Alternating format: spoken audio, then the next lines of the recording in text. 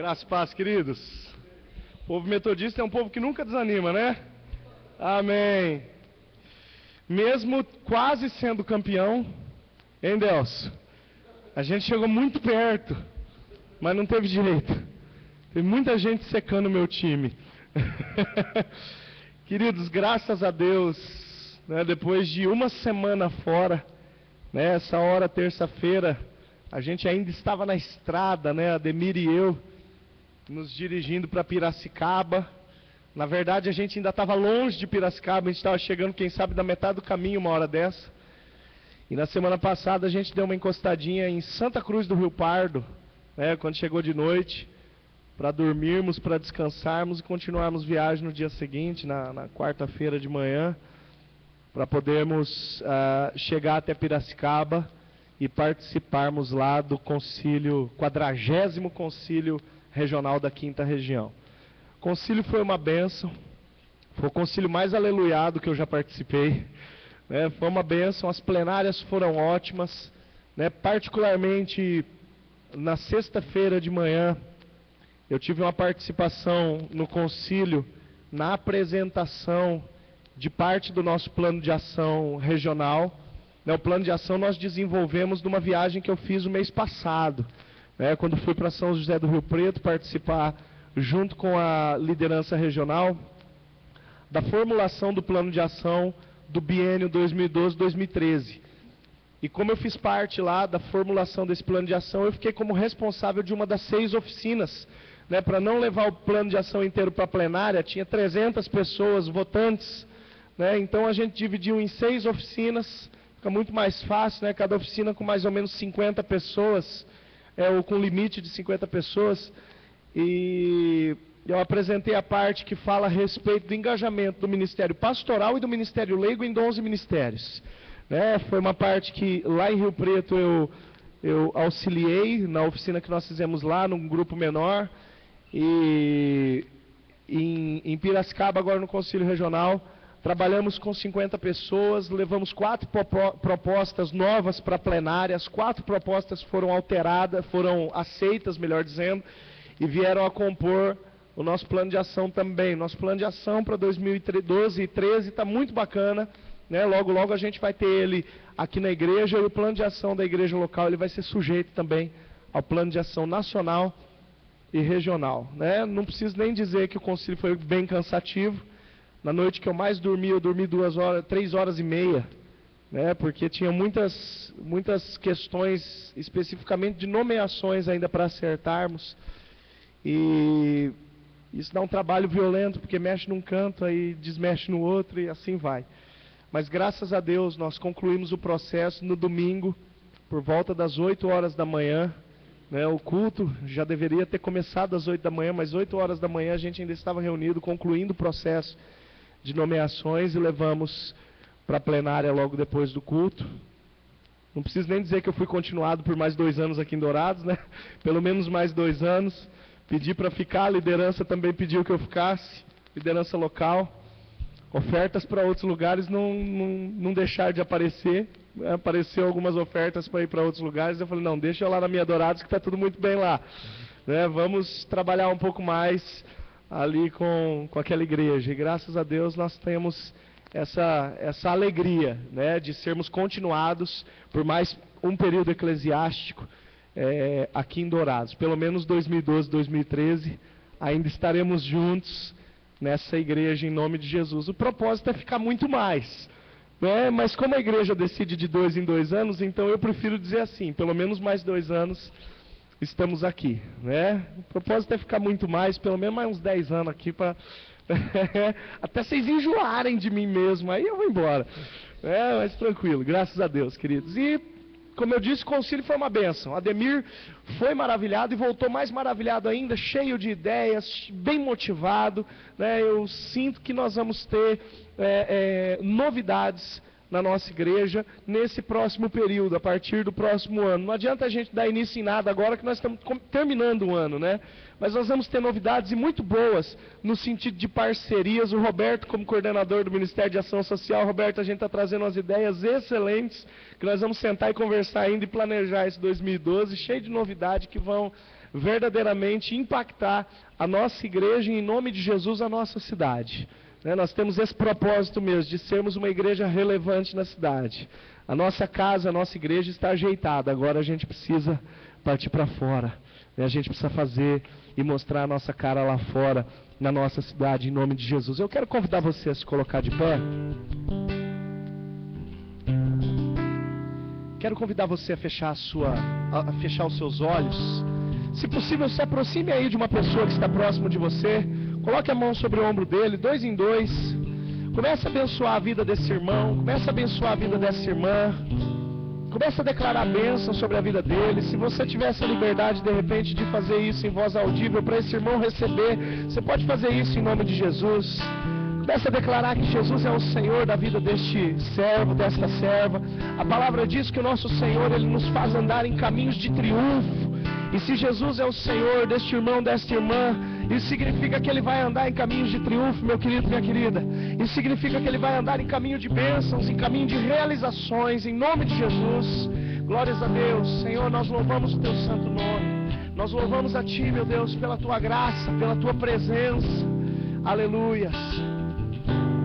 Meu Jesus, me leva para perto de Ti.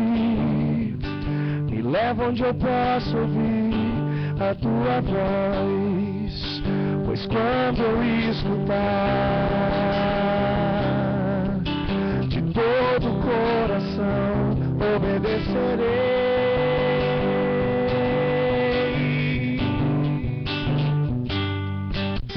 Cura meu coração, faz em mim Tua vontade, pois só na Tua vontade posso me completar.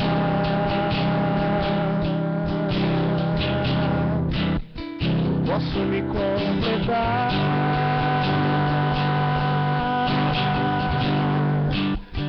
Leva onde eu posso ouvir Tua voz. Leva onde eu posso ouvir Tua voz. Onde eu posso ouvir Tua voz, aos Teus pés.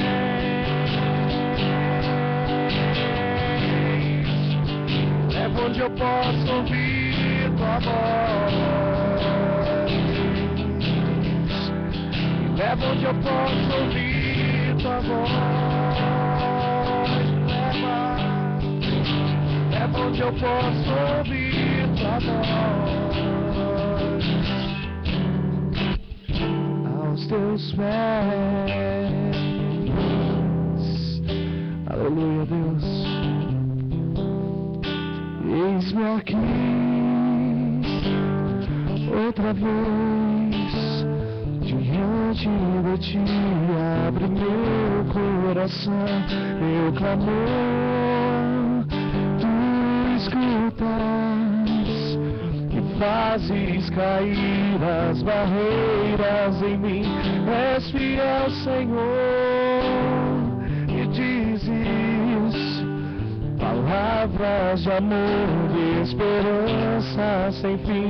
Ao sentir o Teu toque, Tua bondade, libertas você do calor deste lugar. Eu venho me derramar, dizer que Te amo, me derramar, dizer Te preciso, me derramar, dizer que sou grato, me derramar, dizer que és famoso. Se você puder abrir o seu inário no livro de número 120, faça isso. Eis-me aqui outra vez diante de Ti. Abre meu coração, meu clamor Tu escutas, faz fazes cair as barreiras. És fiel, Senhor, e dizes palavras de amor, de esperança sem fim ao sentir o teu toque. Tua bondade libertas você no calor deste lugar. Eu venho me derramar, dizer que te amo, me derramar, dizer que preciso me derramar, dizer que sou grato, me derramar, dizer que és famoso. Aleluia. Hino de número 120. As grutas, as rochas imensas, os mundos, o grande esplendor, proclamam bem alto e constantes o hino ao teu nome, Senhor. Nos céus e no mar e na terra, nos bosques, nos prados em flor, no fragoso ao cantil, na amplitude celeste, o hino ressoa ao Senhor. Do céu as estrelas brilhantes, dos mares o grande fragor, e as brisas entoam rebentes o hino ao teu nome, Senhor. Nos céus e no mar e na terra, nos bosques, nos prados em flor, no fragoso ao cantil, na amplitude celeste, o hino ressoa ao Senhor.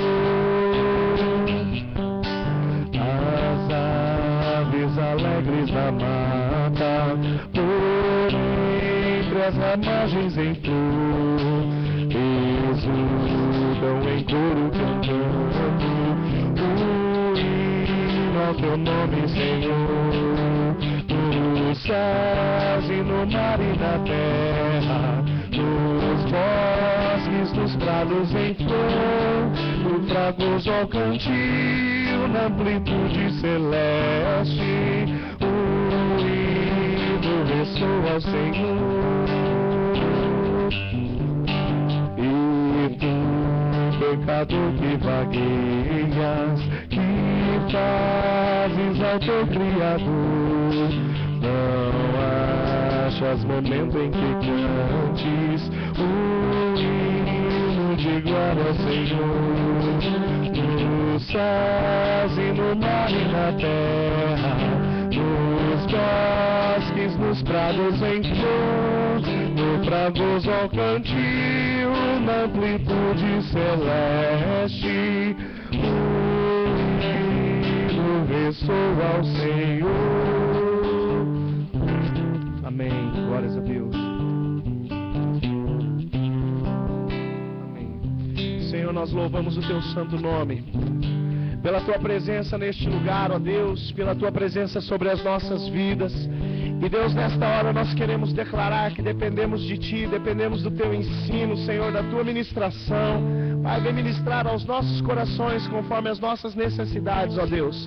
E vem ensinar-nos, ó Deus, a fim de que nós possamos sair daqui transformados, conforme a tua vontade, conforme o teu querer, meu Pai, em nome de Jesus. Ministra sobre as nossas vidas, ministra sobre os nossos corações, meu Deus.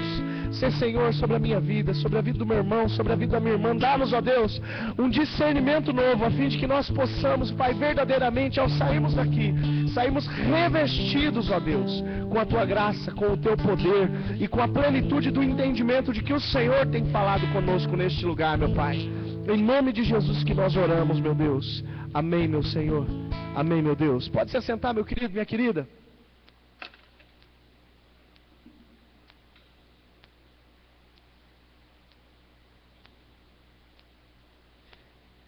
Eu louvo a Deus pela graça que o Senhor nos dá, como eu disse, de sermos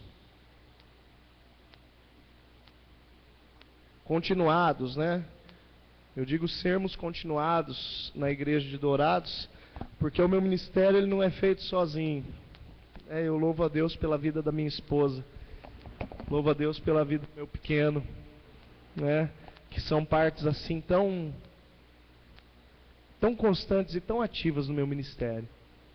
E aprove a Deus permanecermos, pelo menos por mais 2 anos, aqui em Dourados, né?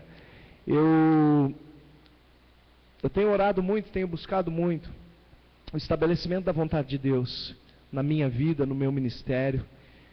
E por consequência, e quem sabe à frente de tudo isso, porque eu entendo através do que a palavra me ensina, que aquilo que eu vou levar, a única coisa que eu vou levar comigo para a glória do Senhor, são as obras que eu faço em nome do Senhor.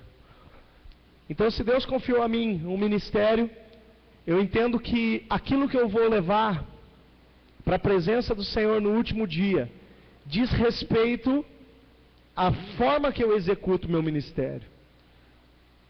Você está entendendo a dinâmica do que eu quero dizer?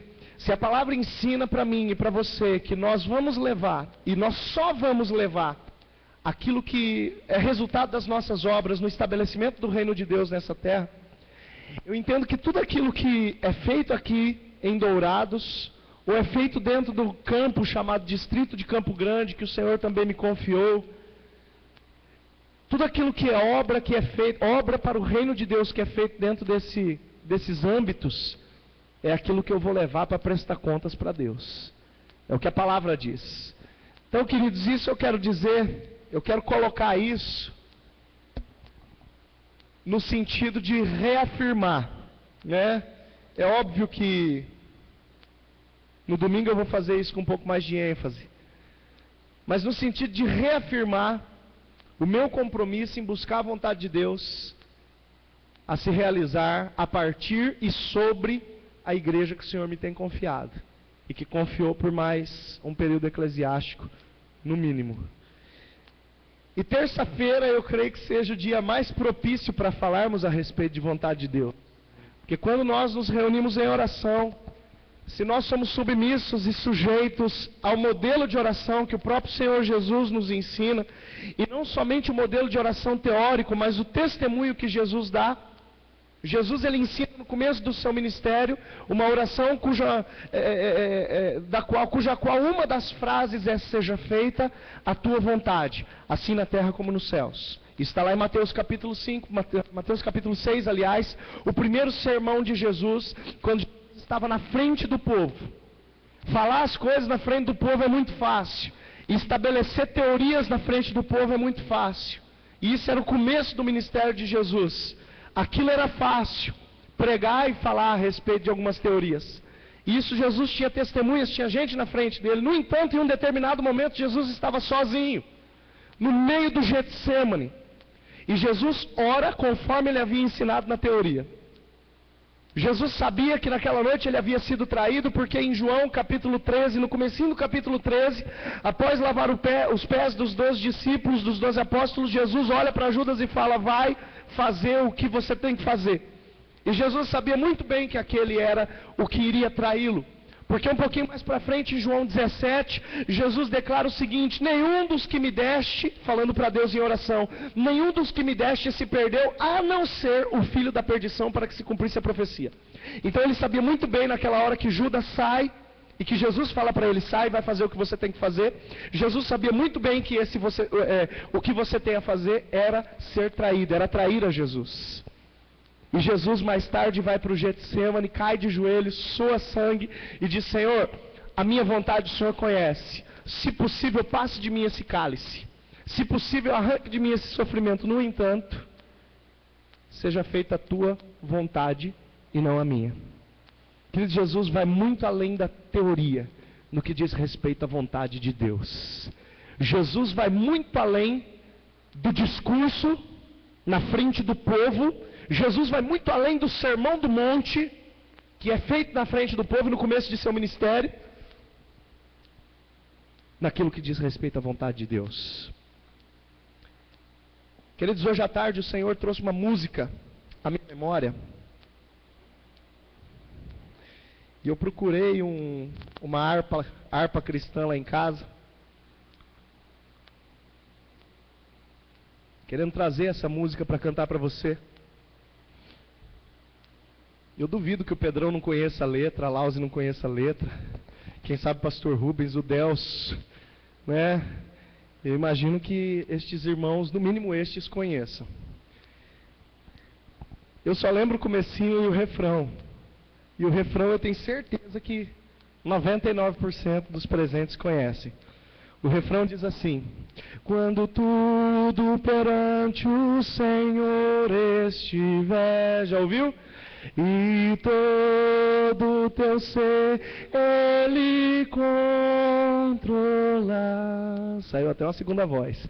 Só então hás de ver que o Senhor tem poder quando tudo deixares no altar. Aleluia. A última vez que eu cantei essa música, eu fiz um dueto com o Jeremias lá no Laranja Lima, no dia que ele me presenteou com uma harpa. Eu corri atrás e falei, esse eu conheço, vamos estreá-la agora. Aí fizemos um dueto, eu fiz a segunda voz meio arranhada lá, mas saiu alguma coisa. Queridos, Deus trouxe esse refrão no meu coração hoje à tarde, enquanto eu orava e clamava a Deus e buscava a presença de Deus. E junto com essa realidade, Deus me trouxe um texto que eu quero compartilhar com vocês. Então abra por favor a sua Bíblia em Hebreus capítulo 2. Deus trouxe essa mensagem cantada e trouxe esse texto de Hebreus capítulo 2, especificamente o versículo 8, para compartilhar para você nesta noite. E eu gostaria de falar com você a respeito de sujeitar tudo a Deus. Diga assim comigo: sujeitando tudo a Deus. Esse texto que nós vamos ler, ele é no mínimo intrigante. Hebreus capítulo 2, versículo 8. Ele é no mínimo intrigante. E se ele for lido de forma inocente, ele pode ser visto até como contraditório. Dá uma olhadinha no texto, ele diz assim, Hebreus 2, 8. Todas as coisas lhe sujeitaste debaixo dos pés. Ora, visto que lhe sujeitou todas as coisas, nada deixou que não lhe esteja sujeito. Beleza, até aqui tudo certo, né? Até aqui não existe nenhuma contradição no texto. O texto fala que todas as coisas estão sujeitas a Deus e que nada do que existe não está sujeito a Deus. Todas as coisas estão submetidas ao poder de Deus. Agora o final do versículo que é intrigante, olha só a continuação. Mas agora ainda não vemos todas as coisas sujeitas a Ele. Mantenha sua Bíblia aberta. Nós vamos pesquisar alguns outros textos para poder entender isso aqui melhor. Mas feche seus olhos comigo em nome de Jesus. Vamos orar mais uma vez. Santo Deus, nós te agradecemos, nós louvamos o teu santo nome pela tua presença neste lugar. Nós te agradecemos e nós te louvamos, ó Deus, por tudo aquilo que o Senhor tens feito, por tudo que vais fazer, ó Deus, na nossa vida e através da nossa vida. E Deus, nesta hora em que o Senhor vem falar conosco a respeito de sujeição, nesta hora que o Senhor vem falar conosco e nos invocar a deixar tudo no altar, Senhor, nos desafiar a deixar tudo no altar, nós queremos verdadeiramente compreender a tua vontade a nosso respeito, compreender a tua vontade, Senhor, no que diz respeito ao nosso ministério, e queremos viver, ó Deus, a tua vontade de forma plena. Não queremos, ó Deus, ser donos do nosso próprio nariz. Deus, nós queremos exercer o livre-arbítrio, e no nosso livre-arbítrio escolhemos, ó Deus, a tua presença e a tua vontade, Deus, que conforme a palavra é boa, agradável e perfeita. Queremos escolher a tua vontade, Deus, porque só o Senhor que pode nos conduzir em caminhos de triunfo, conforme diz a palavra. Meu Deus, a palavra também nos ensina que o coração do homem pode traçar planos que podem parecer certos, mas ao cabo, ao fim, eles são planos de morte. Nós não queremos, ó Deus, traçar planos com o nosso próprio coração, nós não queremos traçar planos com o nosso próprio entendimento, mas nós queremos, ó Deus, ter um entendimento e uma mente submissa à vontade do Senhor, conforme diz a palavra em Filipenses capítulo 2, versículo 5, tende em vós a mesma mente, o mesmo comportamento, o mesmo espírito, o mesmo senso que havia em Cristo Jesus. Nós queremos caminhar debaixo dessa realidade realidade, Deus, e queremos que o nosso caráter seja irrepreensível, e cada vez mais, ó Deus, a profundidade da Tua palavra venha, Senhor, gerar conhecimento da Tua vontade no nosso coração. Planta esta semente na vida do Teu servo, da Tua serva nesta noite, meu Deus, e sobre a minha vida, Senhor, gera discernimento também, para que eu possa, Senhor, transmitir apenas a Tua palavra ao Teu povo. Não quero transmitir nada além da Tua palavra. Se alguma palavra que eu quiser falar for minha, for humana, Tu tens toda a autoridade para arrancá-la da minha boca e calar a minha boca se for necessário, meu Deus. Teu povo aqui reunido é povo em santificação, é povo que quer andar em alinhamento, Senhor, com a Tua vontade. E Deus, convém que esse povo ouça palavras santas, palavras Tuas, que passem pelo filtro, pela autorização do Teu Santo Espírito. Por fim, na autoridade do nome de Jesus, eu decreto como anulada qualquer tentativa do diabo contra esta palavra e contra os efeitos que ela vai causar na nossa vida. Declaro a prosperidade da Tua palavra e o faço em nome de Jesus. Amém. Amém. Queridos, como eu disse, existe algo intrigante nesse versículo e, através de uma leitura um pouco mais inocente, esse versículo pode até ser contraditório, pode até gerar uma sensação de descontrole por parte de Deus. Porque o texto começa falando assim: Deus fez todas as coisas para serem sujeitas a Ele. Deus estabeleceu todas as coisas sujeitas ao seu pé, submissas debaixo do seu pé. No entanto, hoje nós não vemos todas as coisas submissas aos pés de Deus. Isso é o que o texto diz. Então ele pode ser lido de repente de uma forma inocente e pode trazer uma certa sensação de descontrole. Esse texto ele menciona que Deus fez tudo para ser sujeito a Ele.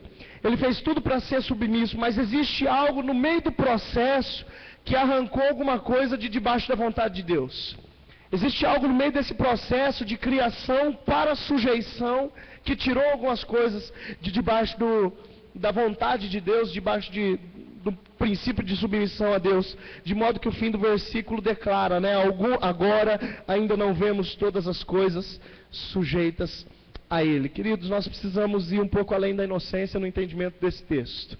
E nós precisamos discernir que o problema da insujeição a Deus está no ser humano.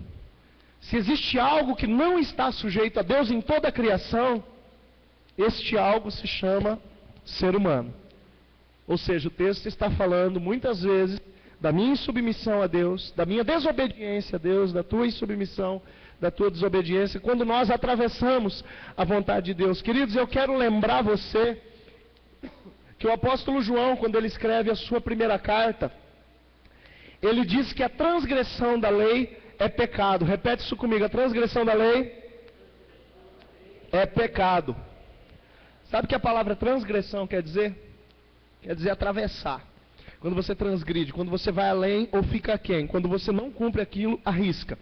Ou seja, quando nós não cumprimos a lei, quando nós não cumprimos, vamos ampliar um pouco o discernimento disso, olhando a partir do princípio de Hebreus capítulo 10, versículo 1, que fala que a lei é a sombra das coisas dos bens vindouros e não a imagem nítida. Então, quando o texto fala de lei, eu preguei isso há 2 domingos atrás para vocês, quando o texto bíblico fala a respeito de lei, e apontando para o Antigo Testamento, na verdade esse texto está também apontando para a nitidez que existe através de Cristo Jesus.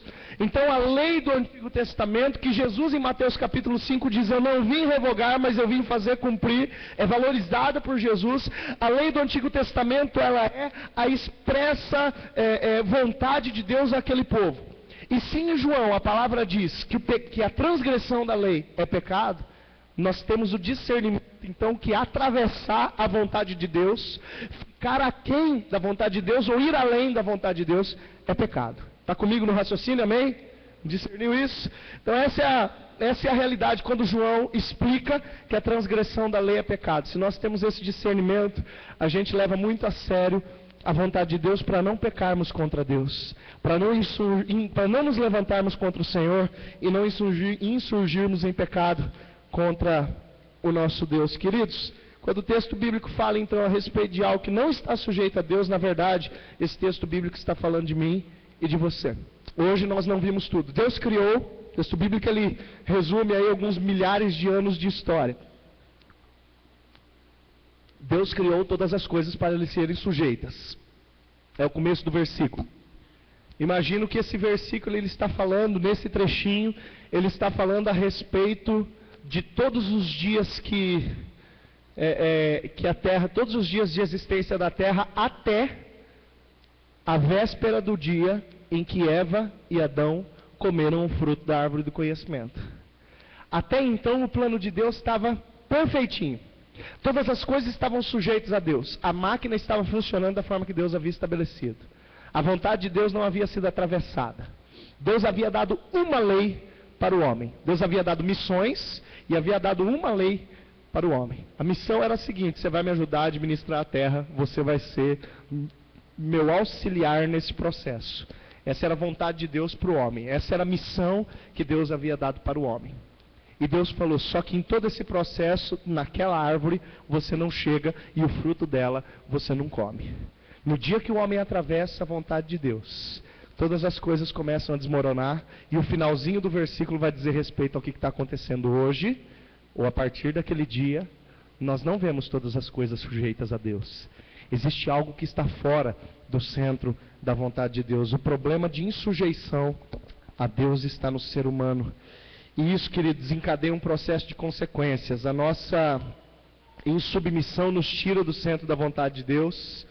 E o efeito dominó desse negócio começa a alcançar o nosso emprego, a nossa família, as nossas finanças. As coisas começam a sair dos trilhos por conta da nossa insujeição a Deus, por conta da nossa desobediência. A palavra desobediência é um pouco pesada, mas não dá para a gente relativizar as coisas.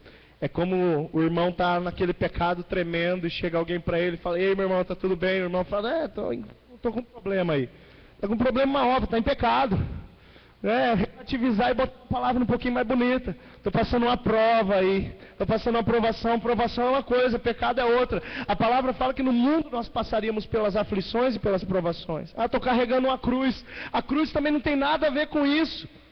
A cruz é a minha vontade de morrer para mim mesmo, para que eu possa estabelecer o reino de Deus. A palavra fala em Marcos 8,34, você quer ser discípulo de Jesus, tome a sua cruz. Tem gente que fala assim: a minha sogra é a minha cruz. Não é por aí. A cruz, a sogra ela pode até ser uma aprovação, mas ela não é uma cruz. Dependendo da sogra, né? A minha, no caso, não é. Se estiver assistindo na internet, dona Fátima, não estou falando da senhora não, tá? Estou te elogiando, viu, sogrinha? Eu queria dizer isso, a cruz não tem nada a ver com isso. A palavra fala: tome a sua cruz.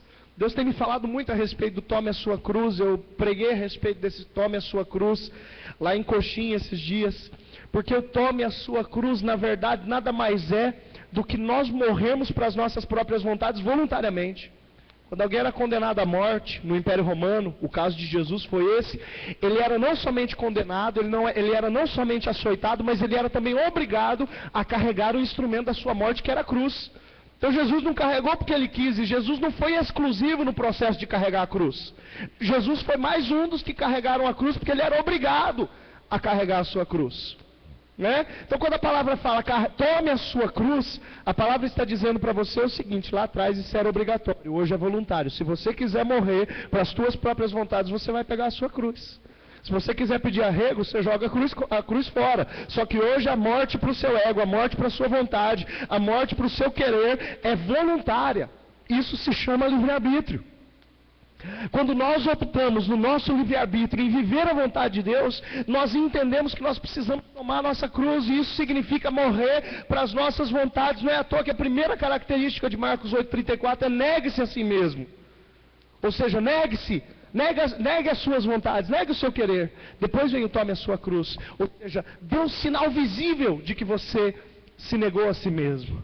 Dê um sinal visível de que você negou as suas próprias vontades, de que você negou o seu querer. E a partir daí, siga Cristo Jesus. A partir daí, ande com Ele. A partir daí, caminhe com Ele. A partir daí, viva a nova vida prometida em 2 Coríntios 5,17. Aquele que está em Cristo é nova criatura, as coisas velhas já passaram, e eis que tudo se fez novo. Queridos, eu gostaria de pensar um pouquinho com você a respeito desse versículo e a respeito da nossa insujeição à vontade de Deus. Porque a partir da insujeição humana é que surge o finzinho do versículo: agora ainda não vemos todas as coisas sujeitas a Ele. Que seria muito conveniente eu passar para você a receita de Tiago, capítulo 4, versículo 7. Tiago 4,7, a palavra diz assim: sujeitai-vos, pois, a Deus, e resisti ao diabo, e ele fugirá de vós. No entanto, isso seria um belo de um subsídio, e eu poderia encerrar a mensagem por aqui. Como que eu venço a insujeição à vontade de Deus? É se sujeitando a Ele, ponto final. Sujeitai-vos, pois, a Deus, vai cumprir essa palavra. Deus te abençoe, ore e siga para sua casa em paz e que o Senhor te acompanhe. Poderia muito bem encerrar essa mensagem desse jeito e falar para você que o problema está resolvido. O problema da insujeição humana e da nossa fuga do centro da vontade de Deus, ele se resume em nós cumprirmos Tiago capítulo 4, versículo 7, ou ele se resolve, melhor dizendo, em cumprirmos Tiago capítulo 4, versículo 7. No entanto, eu gostaria de ir um pouquinho mais além com você, nesse sentido e no discernimento desse princípio. Eu quero te convidar a abrir a sua Bíblia em Romanos capítulo 13, versículo 2. Versículos 1 e 2, aliás. Romanos capítulo 13, versículos 1 e 2. Alguns princípios que vão nos auxiliar, algumas exigências da palavra, que vão nos auxiliar e que vão complementar, quem sabe, Tiago, capítulo 4, versículo 7. A palavra diz assim para mim e para você, em Romanos 13, 1 e 2. Toda pessoa esteja sujeita às autoridades superiores, pois não há autoridade que não venha de Deus. As autoridades que há foram ordenadas por Deus. Por isso, quem resiste à autoridade resiste à ordenação de Deus, e os que resistem trarão sobre si mesmos a condenação. Queridos, esse texto, por muitas vezes ele é usado para falar a respeito da autoridade dos sacerdotes da casa do Senhor. Esse texto não fala a respeito disso. Esse texto fala na realidade dos dias de hoje. Se você continuar a leitura, não faça isso agora, deixa para a lição de casa. Melhor você prestar atenção aqui. Se você continuar a leitura, você vai entender que esse texto está falando a respeito de autoridades em um mundo governamental. Na linguagem de hoje, esse texto está falando de políticos. E é difícil, querida, isso sim é provação. Isso sim é prova. É difícil nós obedecermos a algumas autoridades. Especialmente quando a gente percebe, quando a gente sabe da cara lavada, daquilo que se chama corrupção, né? Quando a gente percebe algumas realidades e aquela mentira toda, aquela mentiraiada toda. Nossa cidade, ela sofreu muito com isso no decorrer do finzinho do ano passado, começo desse ano, a nossa cidade sofreu uma barbaridade com isso. Agora, o que a palavra fala para mim e para você é que nós precisamos respeitar as nossas autoridades e precisamos, mais do que isso, nos sujeitarmos a essa autoridade. Mas, pastor, estão cobrando impostos que vão muito além da vontade de Deus. Pastor, eu compro DVD pirata no Paraguai porque fica muito mais barato. Eu discordo de comprar um DVD de R$40 no Brasil. Eu discordo de comprar um CD que custa R$30 no Brasil e que lá custa R$5. Pastor, eu prefiro baixar a música na internet e prefiro baixar o vídeo na internet, porque se eu for comprar ele é muito mais caro. Olha o que a palavra está dizendo para você no versículo de número 7. Portanto, dai a cada um o que deveis, a quem tributo, tributo. Eu gostei que ela já começa por aí, né? Tem que pagar tributo, tem que pagar imposto. Você tem que dar o que deve para quem deve. Ninguém mandou você nascer brasileiro. Dá uma olhada para quem está do teu lado e fala assim para ele: ninguém mandou você nascer brasileiro. A tua função, querido, é abençoar essa nação, e a tua função é ser sujeito às autoridades impostas. Porque a palavra está dizendo, não existe uma autoridade sequer que não seja revestida, não seja colocada na posição que ela está pelo Senhor. Não existe uma autoridade sequer, por mais picareta que seja, que não esteja à frente de um povo por causa do Senhor. Agora, para que Deus usa isso? Para testar a fidelidade daqueles que se identificam como seus. Deus, eu vou repetir essa frase para você dar um amém bem caprichado. Deus usa esta realidade para testar a fidelidade daqueles que se identificam como seus. 1, 2, 3 e... Agora sim. Você entendeu o princípio? Existem algumas autoridades, queridos, que vão ser prova. Ou você acha que era fácil orar pelo antigo prefeito na época do olho do furacão? Na época que a coisa estava feia? E, queridos, quem estava aqui nas reuniões de oração é testemunha. Teve muitos momentos assim amargos em que nós abençoávamos a vida do antigo prefeito. Amargos, porque já estava todo aquele processo de investigação e cadeia e tudo mais. Momentos em que nós abençoávamos as vidas dos vereadores corruptos. e que nós abençoávamos o processo eleitoral que iria acontecer aqui em Dourados. Estou dando um exemplo de Dourados porque é algo que está muito, muito próximo da gente, é algo que é muito novo. Mas, queridos, isso vai para dentro do seu ambiente de trabalho. Aquele gerente crica, aquele gerente nojento, isso vai para dentro do nosso ambiente de estudo, do nosso ambiente de relacionamento. Todas as autoridades que são impostas, que são colocadas sobre nós, elas devem ser alvo de um olhar abençoador. Então a palavra fala, toda pessoa esteja sujeita à autoridade, porque a palavra mesmo está explicando que estas autoridades são representantes de Deus, seja para trazer prova, seja para trazer caminhar. É só você ler o restante do texto. Seja para trazer progresso, ou seja para trazer provação sobre a tua vida, toda autoridade que é constituída sobre a tua vida, ela é um instrumento de Deus sobre você. Diga assim comigo, o político corrupto é um instrumento de Deus para moldar o meu caráter. Você acredita nisso, amém? Porque é muito mais fácil, querido, eu e você temos um discurso legalista. Ladrão, safado, sem vergonha. É muito mais fácil nós termos um discurso moralista, legalista. Difícil é fazermos o que a palavra manda. Difícil é fazermos o que a palavra ordena. O Gabriel, ele está reclamando dos políticos lá no fundo. Safado. Fala isso não, filho. Tá? Fala assim, eu te abençoo. Pra vocês verem como está um perigo essa fase. Amém. Glórias a Deus pelas crianças da nossa igreja. Aleluia. Glória a Deus. Queridos, é muito fácil nós ficarmos no discurso. Eu quero te desafiar. Se você já não faz isso, eu quero te incentivar a fazer isso. Quando você dobrar os seus joelhos na sua casa, você interceder pelas autoridades que são impostas, seja em nível nacional, seja em nível estadual, seja em nível municipal, seja em nível profissional, seja em nível estudantil. Abençoe, ore. Quem vai prestar contas para Deus são eles. Não deixe o pecado deles gerar pecado sobre a tua vida, não. Sabe por quê? Porque eles são instrumentos de Deus para moldar o teu caráter. Se você deseja um caráter abençoador, e se a tua atitude for uma atitude abençoadora às autoridades constituídas, o teu caráter está se aproximando àquilo que Deus espera. Isso é sujeição a Deus.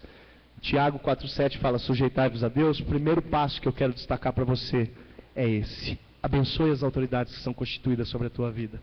Isso é sujeição a Deus. Depois, como tarefa de casa, você leia até o versículo 7 aqui de Romanos 13, né, tarefinha de casa, para você entender um pouco mais desse princípio e como essas autoridades são instrumentos de Deus. O texto bíblico vai falar isso, não sou eu que estou inventando moda, não.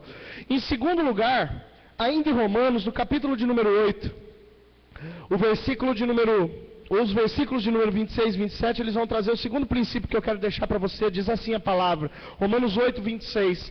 Da mesma maneira também o Espírito ajuda as nossas fraquezas. Não sabemos o que havemos de pedir como convém, mas o mesmo Espírito intercede por nós com gemidos inexprimíveis. E aquele que examina os corações sabe qual é a intenção do Espírito, porque segundo a vontade de Deus é que intercede pelos santos. O segundo princípio que eu quero deixar para a tua vida, diga isso comigo e profetize isso sobre a tua vida. Diga assim, Deus tem o melhor para mim. Você crê nisso, amém? Essa é a segunda verdade que eu quero deixar para você. A palavra fala que o Espírito Santo intercede pela tua vida. Meu Deus, como a hora corre na terça, né? Que o Espírito Santo intercede pela tua vida, que ele intercede porque ele conhece o teu coração. Ele conhece as tuas necessidades, Ele conhece aquilo que você precisa. É isso que a palavra, os dois versículos que nós estamos lendo, dizem. Então, se você crê, querido, que Deus tem o melhor para você, eu quero te lembrar que Deus não é como Davi, que coloca um Urias na frente de batalha. Deus não coloca você numa frente de batalha para que você possa sofrer e para que você possa se dar mal. Deus não é como Saul, que coloca Davi numa frente de batalha para brigar contra Golias, porque não tem outro soldado e coloca você mesmo, vai você mesmo, sai do jeito que sair, tomara que dê certo. Deus não joga na base do tomara. Deus não joga para perder. A palavra diz que o nosso Deus é um Deus que nos constitui como mais do que vencedores, amém?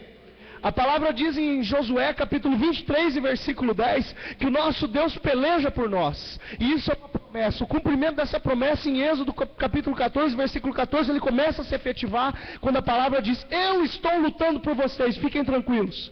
Que nós precisamos aprender que o nosso Deus não nos coloca na frente de batalha para nós passarmos mal, para nós passarmos vergonha, para nós sermos envergonhados. Quando nós nos sujeitamos à vontade de Deus, e o segredo desses 2 versículos está aqui, quando nós temos fé de que Deus tem o melhor para nós, querido, querida, não importa aquilo que Deus está estabelecendo para mim e para você. Os nossos olhos serão pendidos a olhar de forma humana. Agora eu quero te lembrar que a própria palavra de Romanos, a própria palavra do Senhor em Romanos, ela vai dizer que aquilo que é pendido para a carne gera morte.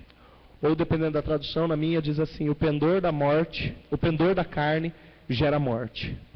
Ou seja, quando nós nos deixamos enganar pelas estatísticas que os nossos olhos formam e montam, pelas probabilidades e possibilidades que os nossos pensamentos constroem, e por conta das nossas probabilidades e possibilidades, as estatísticas que nós traçamos na nossa mente, a gente chega à conclusão que a vontade de Deus não é tão boa assim, que a nossa vontade é melhor do que a dele. Querido, isso está gerando um pendor para a morte na nossa vida.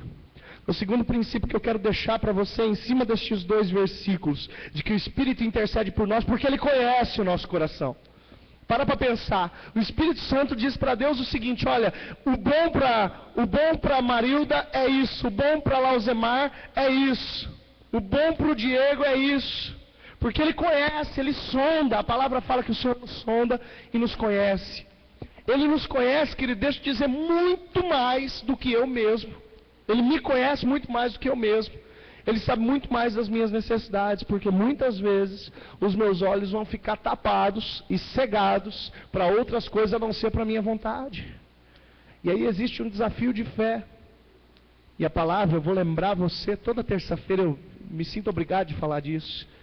A palavra diz em Hebreus 11:1 que a fé é a certeza das coisas que não se veem. Ou seja, o Espírito está intercedendo sobre a minha vida a respeito de coisas que eu não vejo. O Espírito está tratando com Deus e está negociando com Deus coisas que eu não vejo, mas que de uma hora ou outra vão aparecer para mim e vão ser reveladas para mim. E o Espírito vai falar: olha, caminha por aqui. Eu não estou vendo o caminho, mas eu preciso acreditar que a palavra do Senhor é lâmpada para os meus pés.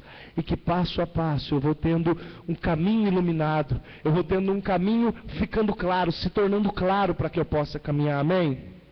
Sujeição à vontade de Deus. Eu preciso crer que Deus tem o melhor para mim. Essa é a segunda verdade que eu quero deixar para você, como uma exigência que venha complementar Tiago 4:7. Sujeitai-vos, pois, a Deus. Terceira verdade que eu quero deixar com você. Abra sua Bíblia, por favor, em 1 Crônicas. 1 Crônicas, capítulo de número 17. Se bem que eu não quero nem ler esse texto todo. Vai ser muito comprido. E na terça-feira eu não sei qual que é o mistério, mas o tempo passa muito mais rápido do que nos outros dias. Em 1 Crônicas capítulo 17, eu vou contar a historinha para você.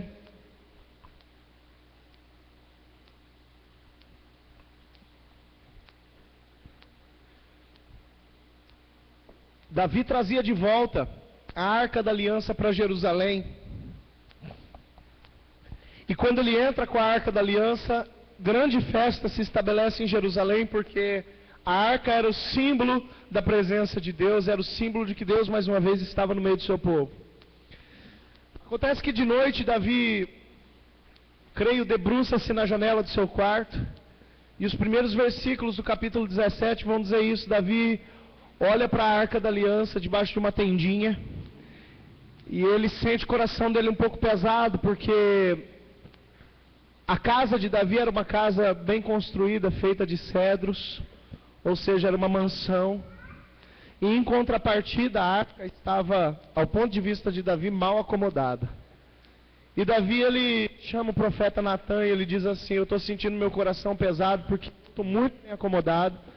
A minha casa é 5 estrelas e a arca é um barraquinho. A arca está num barraquinho. E Natan, ele dá uma direção precipitada para Davi. Ele diz assim: faz aquilo que a tua vontade está te mandando fazer. E Davi tinha estabelecido no seu coração de construir uma grande casa e algo pomposo para colocar a arca de Deus, ou a arca da aliança lá dentro.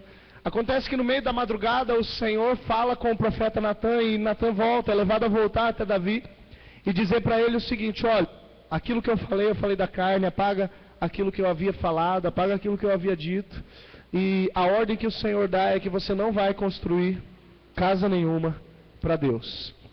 Queridos, aqui Davi está numa queda de braço entre a vontade dele e a vontade de Deus, porque ele havia estabelecido no seu coração um desejo muito grande de construir algo, uma casa pomposa, para colocar a arca de Deus lá dentro. E de repente Deus fala através do profeta, que era o conselheiro do rei: Deus não está te direcionando a isso. Deus não está deixando você fazer isso. Quem vai fazer é a tua semente. Deus não havia revelado ainda que o rei seria Salomão, mas que seria um dos filhos de Davi, né? Então o que Natan fala no finalzinho do capítulo é esse: essa bênção não vai ser você que vai construir, vai ser a tua semente, vai ser um dos teus descendentes.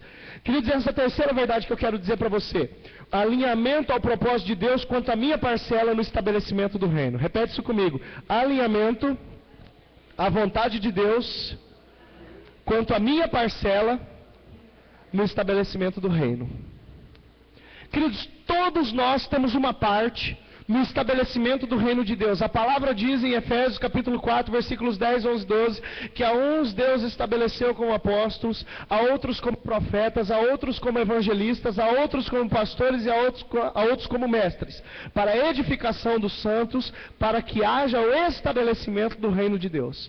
A partir do momento que nós entendemos qual a nossa parcela no estabelecimento do reino de Deus, nós precisamos discernir que nós não podemos transgredir a lei. Lembra do princípio de transgressão da lei? Aquilo que Deus estabeleceu é o que eu vou fazer. Eu não vou além e não fico aquém. Eu não atravesso, mas eu faço aquilo que Deus deseja fazer. Pastor, mas e as outras coisas que tem que fazer?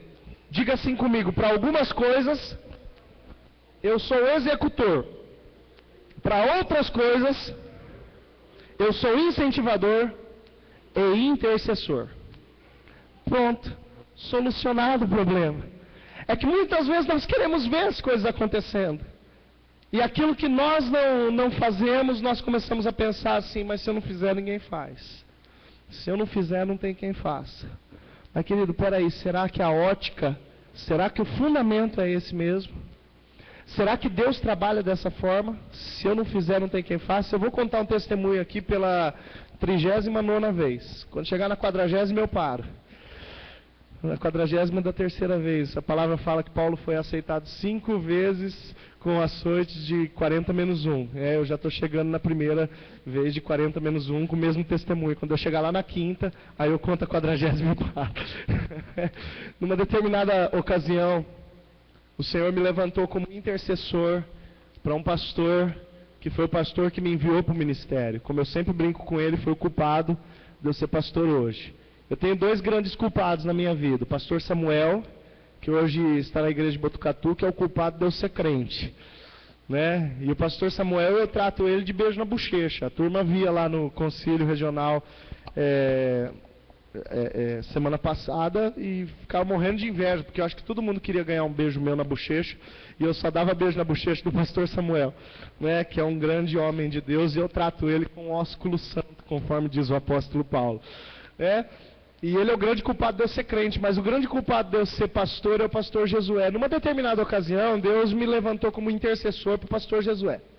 O pastor Jesué estava pregando um sermão duro, de quebra de paradigmas sobre a igreja, e eu ali naquele primeiro banco recebendo a palavra, mas também engolindo seco para muitas coisas que eu sabia que não era a vontade de Deus a respeito do meu ministério, mas eu ainda fazia. Eu ainda procedia de forma contrária à vontade de Deus para muitas coisas. E Deus, naquele momento, quando eu queria de repente murmurar contra a palavra do pastor, Deus disse assim: eu hoje te levanto como um intercessor para esse pastor. Então o que Deus fez? Calou a minha boca da murmuração, e a partir da minha boca começou a fluir um pouco de vida e um pouco de incentivo àquilo que Deus estava querendo fazer. Ou seja, Deus veio e testificou no meu coração: esse negócio é meu. Sou eu que estou nesse negócio, e você vai orar pelo teu pastor, porque vai vir chapuletada de tudo quanto é lado. E eu comecei a interceder pelo meu pastor. E comecei a abençoar a vida do meu pastor em oração. E abracei o meu pastor naquele fim de culto e disse assim: pastor, hoje durante a mensagem o Senhor me levantou como intercessor para ti. E o pastor falou: pois hoje, antes da mensagem começar, eu pedi para que Deus levantasse pessoas para interceder pela minha vida. Porque eu sabia que ia ser pedreira, eu sabia que ia ser pauleira. Queridos, isso perdurou por durante algum tempo. Eu não sei precisar para você, aliás, eu não sei nem aproximar para você se foi 3 meses, 4 meses, 3 semanas, 4 semanas, não sei nem precisar para você por quanto tempo que Deus incomodava o meu coração no sentido de interceder pela vida daquele pastor, especialmente nos momentos de oração e intercessão. Tá certo que todas as noites eu me dobrava na presença do Senhor e abençoava a vida dele como autoridade sobre a minha vida. No entanto, principalmente nos momentos de palavra, o pastor começava a pregar e eu começava a orar. E começava a interceder. E começava a glorificar a Deus pelas correções, começava a glorificar a Deus pelos incentivos, começava a glorificar a Deus quando a mensagem vinha bem aleluiada, quando ela vinha bem cheia de glória, e glorificava a Deus e louvava a Deus, porque eu estava pedindo que a vontade de Deus se estabelecesse a partir da boca daquele homem, e eu tinha que crer que isso estava acontecendo. A função do intercessor é essa, crer, né? Tudo aquilo que pediu descrendo, o Senhor vai fazer. Eu me colocava nessa posição. Até que um dia, no momento que o pastor começou a pregar, eu fui para a minha posição de intercessão e o Espírito Santo falou: hoje você não vai interceder. O Espírito Santo disse: hoje você não vai interceder. E eu creio que, falei, que coisa estranha, eu não vou interceder, quem pede para a gente não orar é o diabo. Aí eu comecei: arreda Satanás, sai daqui agora, para de colocar esses pensamentos malucos na minha cabeça. E eu começava a orar, queridos, e aquilo vinha de forma muito forte do meu coração: hoje você não vai interceder. E eu repreendendo, eu não sei nem o que o pastor pregou aquele dia. Confesso, não sei nem o que o pastor pregou, porque foi uma batalha durante toda a mensagem. O diabo sujo, o capeta está forte hoje, porque eu não consigo vencer essa tentação de não interceder pelo meu pastor. Que coisa doida esse diabo, e repreendendo o diabo que estava mandando eu não orar naquela ocasião. Até que no final da mensagem o pastor chamou um grupo de 5 pessoas lá na frente, falou: fulano, vem aqui na frente. Falei: amém. Aí foi todo aquele pessoal, falei: ué, o que é esse povo aí? O que o pastor vai fazer? Todo mundo já é batizado, todo mundo já é membro da igreja. Qual que é a novidade? E o pastor falou: eu gostaria de dizer que na terça-feira, eu estudava à noite naquela época, eu não sabia o que tinha acontecido na terça, né? Tem muita gente que não vê na terça porque é safado mesmo. Isso não veio o caso. Naquela época eu estudava à noite. O pastor falou assim: na terça-feira, esse grupo se levantou e disse: pastor, nós queremos compor o ministério de oração e intercessão da igreja. E na terça-feira mesmo nós fizemos uma convocação para a reunião. Telefonamos para as pessoas que nós sabemos que simpatizam com essa área. Eu não podia fazer parte de 3 ministérios na época. Telefonamos para as pessoas que simpatizam com essa área, e as pessoas vieram, e ontem esses irmãos foram eleitos, fulano de tal é o coordenador, fulano de tal é o suplente, e assim vai, a igreja bateu palma. Eu entendi que não era o capeta mandando eu parar de orar, mas já tinha gente orando pelo meu pastor, já tinha gente intercedendo por ele, gente que havia sido legitimamente revestida para fazer isso, mas numa necessidade, o Espírito Santo me revestiu para que aquilo acontecesse através da minha vida. Queridos, naquele dia eu entendi 2 coisas. Primeiro, que quando a briga é mais forte, nós não estamos brigando contra o diabo, nós estamos brigando contra o próprio Senhor. Então não adianta a gente querer continuar a briga, porque nós vamos perder. E em segundo lugar, que eu não tinha ministério de intercessão na minha vida naquela época. Eu precisava aprender um pouco mais a respeito de intercessão. Mas Deus resolveu me usar naquela época, especificamente para aquele fim. Queridos, nós precisamos entender e andar em alinhamento com o propósito de Deus quanto à nossa parcela no estabelecimento do reino. Nós precisamos entender o que Deus espera de nós para o estabelecimento do reino e fazer somente aquilo que o Senhor tem para nós. Somente aquilo que o Senhor preparou para nós. Amém? O problema é que muitas vezes aquilo que Deus preparou a gente também corre um pouquinho, né? Deixa isso para lá. Vamos para o próximo princípio. O último princípio que eu quero passar para você. Eu teria mais 2, só que eu vou... mais 2 além desse, só que eu vou parar nesse daqui. Abra sua Bíblia, por favor, em 2 Coríntios capítulo 6. 2 Coríntios capítulo 6. Nos versículos 14 até o 18, a palavra diz o seguinte: não vos prendais a julgo desigual, não vos prendais a um julgo desigual com os infiéis, pois que sociedade tem a justiça com a injustiça, e que comunhão tem a luz com as trevas, e que concórdia há entre Cristo e Belial, Ou que parte tem o fiel com o infiel? E que consenso tem o templo de Deus com os ídolos? Pois vós sois o santuário de Deus vivente, como Deus disse, neles habitarei, e entre eles andarei, e eu serei seu Deus, e eles serão meu povo. Pelo que saí do meio deles, apartai-vos, diz o Senhor, não toqueis nada imundo, eu vos receberei, eu serei para vós pai, e vós serei para mim filhos e filhas, diz o Senhor Todo-Poderoso. Querido, você quer sinal de aceitação àquilo que você está fazendo, mais forte e mais potente do que o final do versículo 18, a testificação de que Deus vai ser como teu pai e que você vai ser como filho e filha? A palavra diz em 1 João capítulo 3, versículo 1, vede que grande amor nos tem concedido o nosso Pai, de sermos chamados filhos de Deus. Queridos, eu olho para toda essa realidade, eu percebo que existe um princípio de intimidade com Deus muito grande. Existe um princípio de união aos propósitos de Deus muito grande. Se nós entendemos o contexto de 1 João, ou de toda a produção do apóstolo João, o apóstolo João ele é conhecido como apóstolo do amor. E ele se identifica como aquele que Jesus amava. Em alguns momentos eu acho João até meio manhoso, né? Mas ele se identifica como aquele que Jesus amava, ou seja, existe uma proximidade muito grande entre o que fala e aquele que comanda. Isso que eu enxergo em João. E João ele diz, olha o grande amor que Deus demonstra para mim, eu sou como um filho dele, ele é meu pai, eu tenho o direito de ser chamado filho, eu tenho o direito de chamá-lo de pai. Então, queridos, isso parte de um princípio, isso parte de um pressuposto. Eu estou analisando o contexto para trazer o princípio para você. Isso parte de um princípio que existe uma proximidade muito grande, uma intimidade muito maior do que nós podemos imaginar.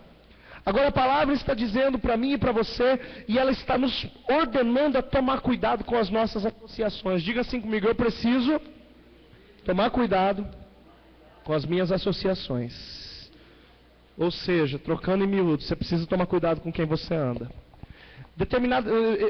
É muito real, queridos, que nós vamos ter que andar, dentro de uma perspectiva de discipulado, nós vamos ter que andar no meio de muita tranqueira. Eu quero te levar a lembrar o que a palavra fala a respeito das pessoas que no final da vida de Davi foram classificados como os valentes de Davi. Quando a Bíblia narra a morte de Davi, a Bíblia fala também daqueles que acompanharam Davi e que acompanharam o seu ministério, acompanharam a sua caminhada. E a palavra fala a respeito dos valentes de Davi. Olha que coisa interessante. A Bíblia fala que os valentes de Davi eram os intimidados, os covardes. A Bíblia fala que os valentes de Davi eram os excluídos da época. Ou seja, eram os pecadores da época. Eu paro para pensar o seguinte, Deus usa de cada tipo, Deus usa de cada grupo de pessoas para abençoar a sua obra. E Davi num determinado dia se esconde numa caverna de Adulão, porque Davi também não estava lá naquela intimidade com Deus. Davi se esconde numa caverna, e os valentes, que na época não eram valentes, eram os endividados, eram os medrosos, eles se aproximam de Davi. E a palavra fala de mais ou menos 600 homens. E Davi se levanta como líder sobre eles, e Davi começa a transformar esses homens em bênçãos, ao ponto desses homens acompanharem Davi no decorrer de sua vida. Não se engane, muitas vezes nós vamos caminhar do lado de pessoas que precisam ser trabalhadas.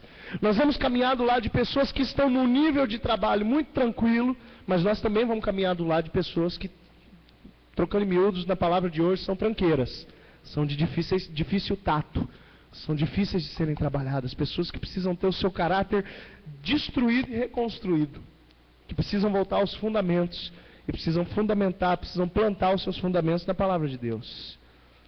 Queridos, o que a palavra está ensinando para mim e para você é que nós precisamos tomar cuidado com as nossas associações. Isso não está falando que nós precisamos sair do mundo, não.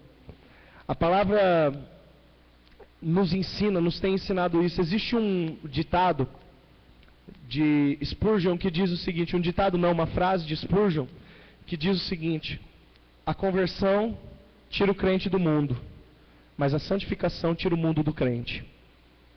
Jesus Cristo, ele disse na sua oração sacerdotal, eu não peço que tires os meus discípulos do mundo, eu só peço que livres eles do mal, enquanto caminham pelo mundo. Queridos, as associações, as relações com pessoas de todo tipo, elas precisam te ter como um estabelecedor do reino de Deus. Eu quero deixar isso como último sinal de sujeição à vontade de Deus. Como último complemento a Tiago capítulo 4, versículo 7, quando a palavra diz: sujeitai-vos a Deus e resisti ao diabo. Eu quero deixar isso daqui como um último complemento para você. Você quer sujeitar a Deus? Você quer deixar a sua vida sujeita a Deus e andar na contramão do texto de Hebreus, capítulo 2, versículo 8, que nós lemos? Existem coisas que ainda não estão sujeitas a Deus. Eu não quero ser um daqueles que ainda não está sujeito a Deus. Eu quero que a minha vida tenha um caráter, tenha uma aparência, não somente a aparência, mas que essa aparência seja fruto de um caráter irrepreensível, por sujeitar-me a Deus. Eu quero te convidar a se colocar de pé, por favor. Quero te convidar a fechar os seus olhos.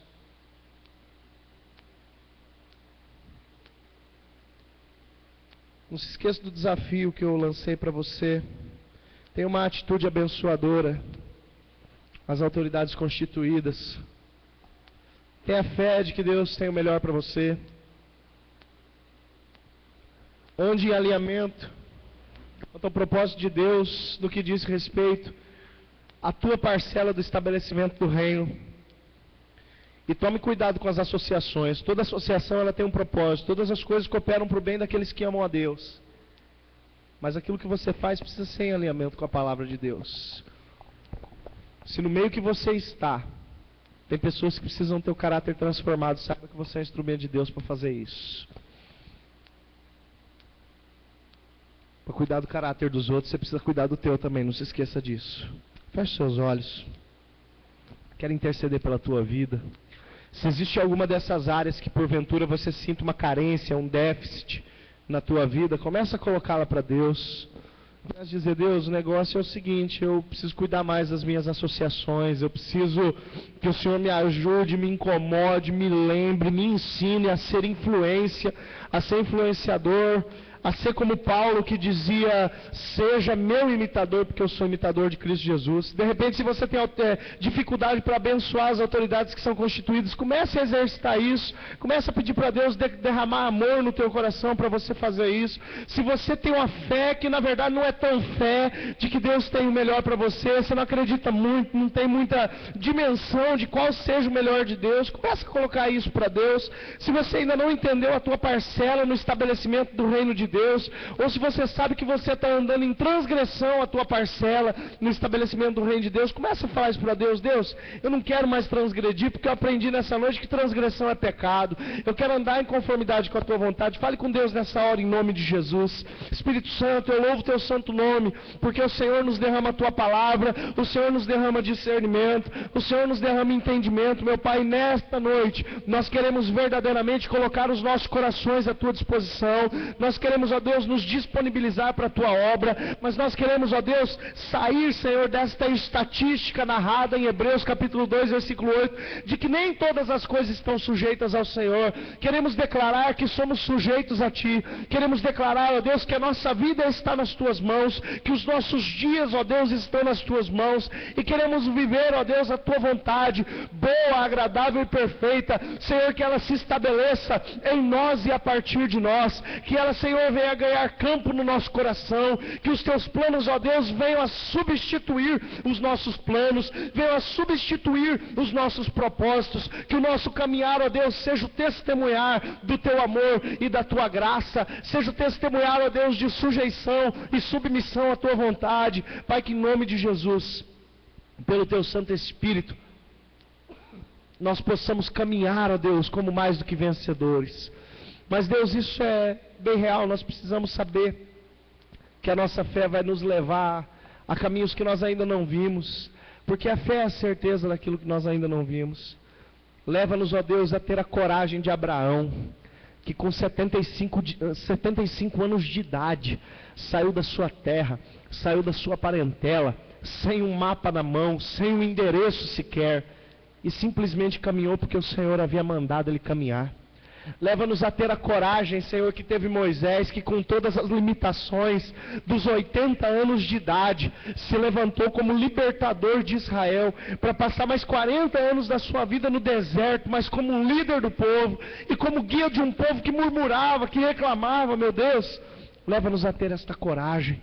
Leva-nos a ter a coragem de Esther, meu Deus, que quando discerniu, através da dica que seu primo Mordecai lhe deu, de que ela havia sido colocada ao lado do rei, para ser intercessora do povo de Israel, ela não titubeou, e mesmo sabendo a respeito da possibilidade de morte, ela disse: eu vou fazer a minha parte, se eu morrer, eu morri, mas eu fiz a minha parte. Dá-nos esta coragem, meu Deus, a coragem de caminharmos conforme a tua vontade. Dá-nos a coragem que teve Paulo, meu Deus, que mesmo sendo um novo convertido, mesmo sendo alguém que havia tido uma experiência precoce com Cristo Jesus, pouco mais de um ano depois, ele já saía enviado pelo presbitério de Jerusalém para pregar a tua palavra, meu Deus. Dá-nos, ó Deus, sujeição à tua vontade, submissão à tua vontade tamanha, meu Deus, como foi Cristo Jesus, que foi muito além do discurso: seja feita a tua vontade, assim na terra como no céu. Mas Deus, no momento crucial da sua vida, quando ele estava no Getsêmani, prestes a ser capturado, torturado, humilhado e crucificado, ele orou dessa mesma forma, no secreto, no lugar onde estava sozinho, suando sangue, tamanho era o nervoso que ele passava naquele momento. E ele disse: Pai, sobre a minha vida faça-se a tua vontade, não a minha. Senhor, nós queremos sair dessa estatística de que nem todas as coisas estão sujeitas ao Senhor. Nós não queremos fazer parte da exceção, porque o Senhor traçou como regra todas as coisas estarem sujeitas a Ti. Deus, e o pecado é uma exceção. Nós não queremos viver pela exceção. É bem verdade que muitas vezes nós vamos escorregar. É bem verdade que muitas vezes nós vamos errar e vamos tornar a pecar. Mas Deus, levanta-nos como lutadores contra o pecado.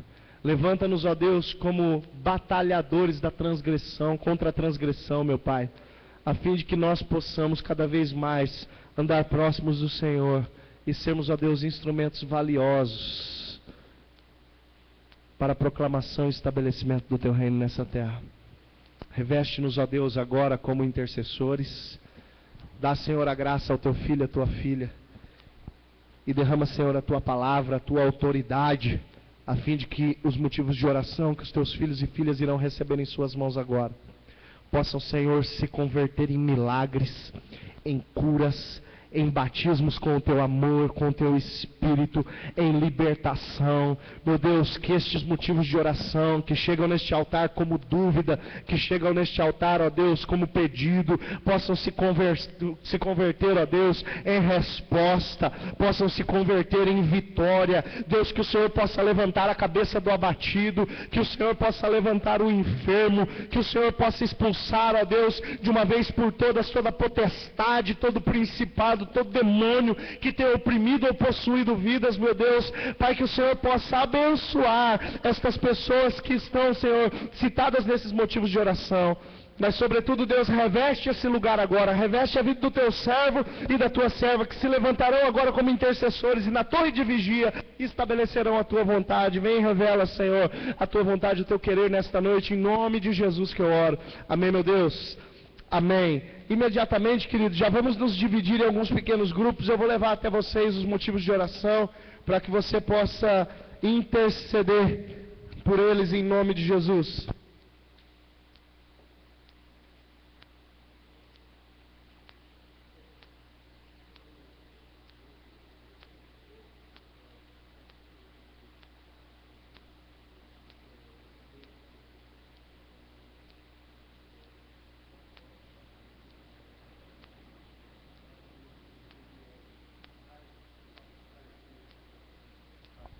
Amém. Amém. Depois você vem aqui à frente para a gente orar por você também. Amém, queridos. Observância de princípio é isso. A palavra fala: existe alguém entre vós enfermo?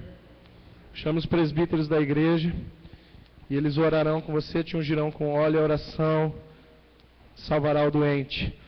O Pedro, ele veio compartilhar comigo, querido, uma necessidade dele. Amanhã, às 16 horas, ele vai se submeter a uma cirurgia de hérnia. É isso, Pedrão?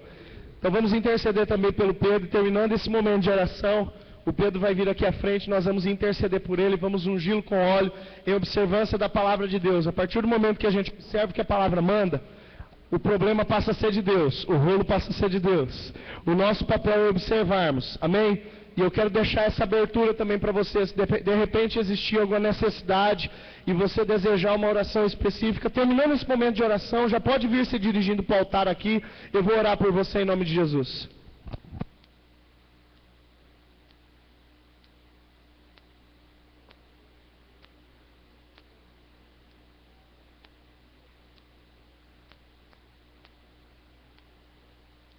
Amém, queridos? Mais um pedido. Na segunda-feira passada, né, Luquinha? Segunda, né? Segunda-feira passada, Bruninha sofreu um acidente, eu creio que todos saibam. Segunda-feira da semana passada. Ela teve um corte muito grande no pé e hoje ela foi tirar os pontos, diz que o pé dela estava muito inflamado. Então vamos colocar isso também na presença do Senhor, orar pela Bruna, pela recuperação da Bruna em nome de Jesus.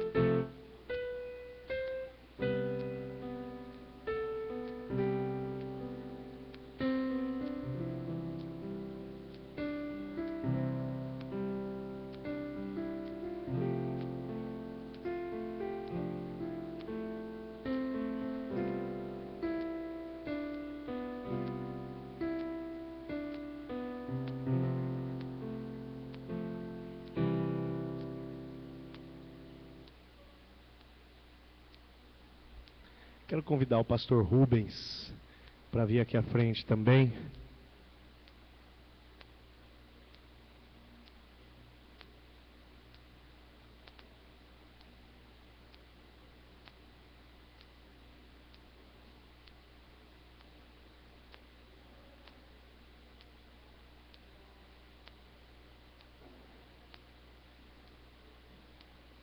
Como eu já disse, pode subir, pastor, sobe aqui.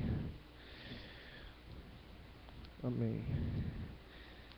A palavra diz e estabelece como princípio: está alguém entre vós aflito? Ore. Está alguém entre vós contente? Cante louvores. Está alguém entre vós doente? Chame os presbíteros da igreja e orem sobre ele, ungindo com óleo em nome do Senhor, e a oração da fé salvará o doente. E o Senhor o levantará. Se houver cometido pecados, ser-lhe-ão perdoados. Queridos, a palavra estabelece muito bem qual é, quem faz o quê. Quem está doente, chama o presbítero. O presbítero ora e unge. E aí é Deus que levanta o doente. Existem 3 participações nesse negócio. Se você quer participar, vindo aqui à frente, nós vamos participar orando e ungindo.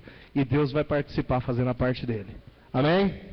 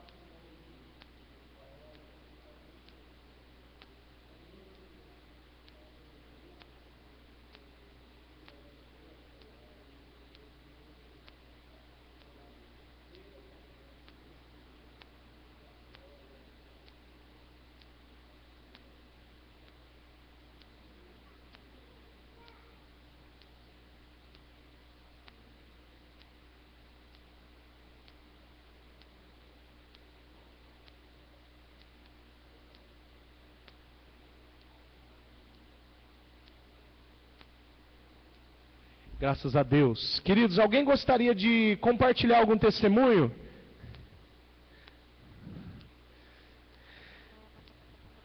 Acho que vocês ficam mais desinibidos quando eu pego o microfone sem fio e desço aí, né? Alguém gostaria? Algum testemunho? Alguma vitória? Aleluia. Não é não? Desculpa, foi engano. Levantou assim decidida, né? Agora vai pregar de novo. Ninguém, queridos? Ninguém foi abençoado? Deus deixou vocês tudo na mão, é isso? Amém. Glórias a Deus. Glórias a Deus. Vamos nos colocar de pé então, queridos. Vocês têm que trazer testemunho esboçado, por escrito, né? A Marilda, ela descobriu que quando a testemunho sai na internet, ela não quer mais. Ai, glória a Deus, aleluia. Eu quero convidar você a fazer assim com as suas mãos. Coloque as suas mãos voltadas para cima. Senhor, as nossas mãos voltadas para cima agora te oferecem a vida. E nós te dizemos, meu Pai, toma a nossa vida. Toma, Senhor, a nossa existência. Cura, Senhor, o nosso ser. Cura, Senhor, a nossa alma. Cura, Deus, porventura, enfermidades que hajam, meu Deus, as quais nós já colocamos no teu altar aqui agora, tomando posse da palavra que diz que a oração da fé salvará o enfermo e levantará o enfermo. Meu Deus, toma as nossas vidas para que elas sejam barro molhado nas tuas mãos e sejam moldadas conforme a tua vontade, meu Deus. Nós não queremos acreditar que estamos terminados, que somos obra pronta. Nós queremos acreditar, ó Deus, que somos feitura do Senhor, que o Senhor ainda está empenhado na sua obra, conforme diz a tua palavra lá em Jeremias, capítulo 18, versículo 3. O Senhor ainda está entregue à sua obra. Deus, nós cremos que o Senhor ainda está entregue e empenhado a cada um de nós, forjando o nosso caráter, moldando o nosso caráter. Por isso, Deus, nós oferecemos a nossa vida como um barro molhado ao Senhor nesta hora. E Deus, nós, oferecendo a tua vida, as nossas vidas, ficamos de mãos vazias para receber a tua bênção, para receber a tua correção, para receber a tua palavra, a tua exortação, para receber, ó Deus, o teu incentivo, em nome de Jesus. Que a tua graça venha sobre nós, que o teu encorajamento venha sobre nós, que venha sobre nós, ó Deus, um ardor missionário, um ardor discipulador, ó Deus, um ardor em cumprir e concretizar a obra que o Senhor tem estabelecido nesse lugar. Pai, ministra sobre nós a tua graça.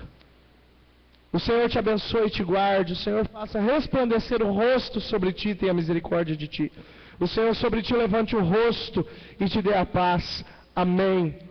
Amém. Que Deus nos abençoe, queridos. Que Deus nos dê uma semana de vitórias. Não se esqueça amanhã, às 16 horas, interceder pela vida do Pedrão, que vai estar lá no hospital. Pedrão, em nome de Jesus, vamos continuar crendo no milagre. Vamos continuar crendo na graça de Deus. Pede para o médico tirar um raiozinho X antes. Amém? Em nome de Jesus, que Deus possa nos abençoar e continuar nos acompanhando. Em nome de Jesus.